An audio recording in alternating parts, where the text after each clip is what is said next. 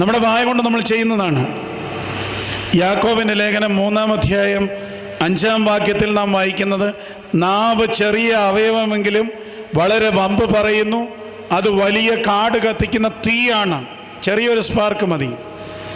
യാക്കോബിൻ്റെ ലേഖനം 1-ാം അധ്യായം 26-ാമത്തെ വാക്യത്തിൽ പറയുന്നു, നാവിന് കടിഞ്ഞാണിടുക. ഗോസ്പൽ പറയേണ്ട പള്ളിയിൽ ഗോസിപ്പ് പറഞ്ഞാൽ എങ്ങനെ ഇരിക്കും? ഗോസ്പൽ സുവിശേഷം പറയേണ്ട പള്ളിയിൽ ഗോസിപ്പ് പറഞ്ഞാൽ എങ്ങനെ ഇരിക്കും? എന്തോരം പ്രശ്നങ്ങളാണ്. ഇന്നും ഒരു പള്ളിയിലെ പ്രശ്നം തീർത്താൻ ശ്രമിച്ചിട്ടാണ് വന്നത്. പരസ്പരം ഗോസിപ്പുകൾ പറയുകയാണ്.